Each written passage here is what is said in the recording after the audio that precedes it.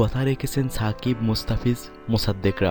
জয় দিয়ে মাশরাফিকে বিদায় জানাতে চেয়েছিলেন তারা। মাশরাফির বিদায়ী ম্যাচে ঠিকই জয় তুলে নিয়েছেন সাকিব, মুস্তাফিজরা। ৪৫ রানের বিরাট ব্যবধানে স্বাগতিকদের হারিয়ে মাশরাফির বিদায়কে স্মরণীয় করে রেখেছেন তারা। জয় দিয়েই ক্যারিয়ারের ইতি টানলেন মাশরাফি বিন মুর্তজা। এই জয়ে ২ ম্যাচের টি-২০ সিরিজটা ১-১ সমতায় শেষ হলো। এর আগে টেস্ট ও ওয়ানডে সিরিজও ১-১ ড্র হয়েছিল।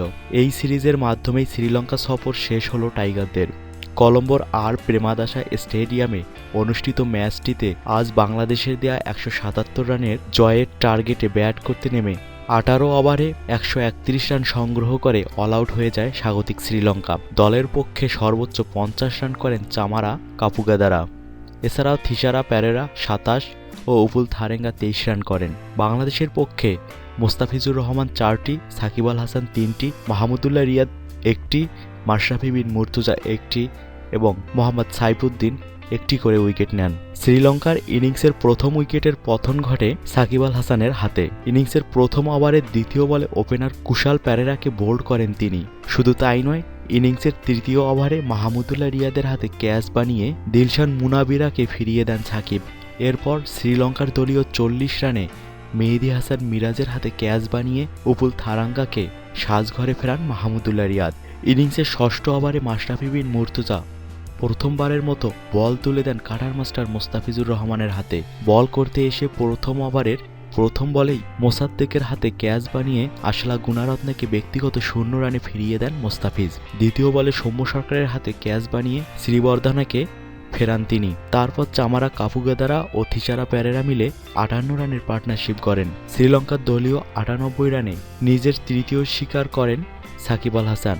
স্টাম্পিং হয়ে সাজঘরে ফিরে যান থিসারা পেরেরা।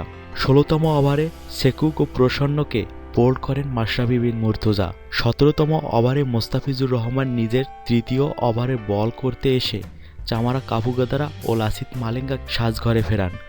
চামারা কাপুগাদারা ৩৫ বলে খেলে ৫০ রানের ইনিংস।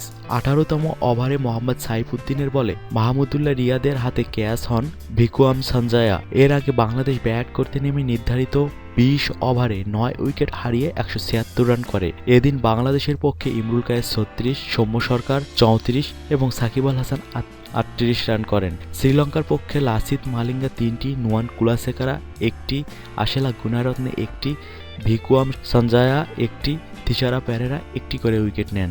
প্রথম ১০ ওভারে বাংলাদেশের স্কোর ছিল ২ উইকেট হারিয়ে ১০১ রান। এরপর থেকে শ্রীলঙ্কার বোলাররা নিয়ন্ত্রিত বোলিং করতে থাকেন।